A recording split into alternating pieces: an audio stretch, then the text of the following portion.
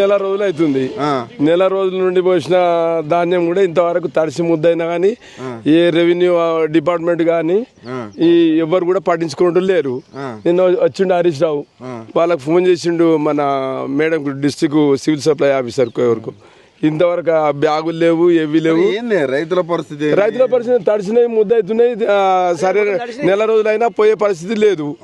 ఇప్పుడు ఈ గోదాం ఉంది, గోదాంలో మా ట్రాక్టర్లలో తీసుకుపోయి ఆ గోదాంలలో మేము తీసుకుపోయి వేసుకుందామన్నా కానీ కరెక్ట్ టైంకి లేబర్ లేరు. ప్రతిదీ ఇబ్బంది ఉన్నది. ప్రతిదీ ఇబ్బంది. ఇంత ఇబ్బంది ఎప్పుడైందా? తెలంగాణ వచ్చిన తర్వాత ఇంత ఇబ్బంది ఏ రోజన్నా అయిందా? ఇప్పుడు ఇది ఫస్ట్ టైం. కనీసం ఇదైనా రుణమాఫీ, రైతు భరోసా అవన్నీ అన్ని ఇప్పుడు దానిలాగానే ఇది అయిపోయింది. అవి కూడా పెండింగ్ ఉంది. రైతు భరోసా 2 times వచ్చింది, ఇంకో విడత రావాలి కదా, 3వ విడత పెండింగ్.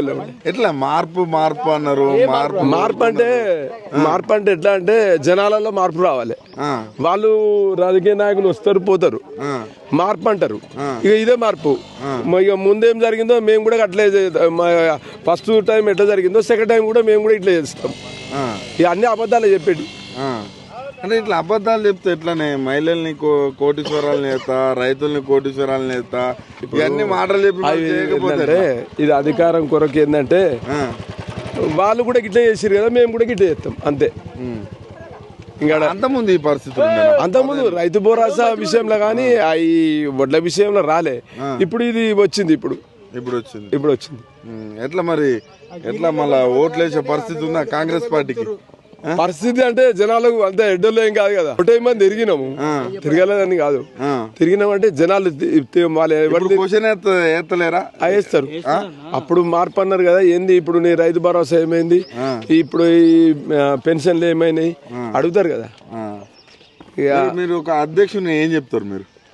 మేము చెప్పాల్సింది ప్రభుత్వానికి ఇవ్వాల్సింది సరైన టైంలో ధాన్యాన్ని తీసుకొని రైతులకు ఇబ్బంది పెట్టకుండా చూడాలని. కాంగ్రెస్ వాళ్ళు అట్లా మాట్లాడితే ఎట్లనే మీరే మరి ఎట్లా? ఇప్పుడు పరిస్థితి ఏంటంటే ఇప్పుడు మన ఒక్క సెంటర్ కాదు, అన్ని సెంటర్లలో ఇట్లే ఉంది. వాళ్ళు ఎందుకు ఉంటుంది అసలు? కనీసం కొన్ని ఉత్తమ్ కుమార్ రెడ్డి ఏమో 14 లక్షల మెట్రిక్ టన్నులు కింది స్థాయిలో అధికారుల నిర్లక్ష్యం కావచ్చు.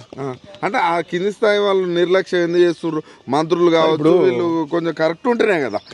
కరెక్ట్ లేకనే కదా. ఇప్పుడు ఏంటంటే వాళ్ళు ఇప్పుడు ఇక్కడ సరైన నాయకులు లేడు, ఇబ్బంది. అది అసలు విషయం. అసలు నాయకుడు కాంగ్రెస్ ప్రభుత్వం అనే నాయకుడు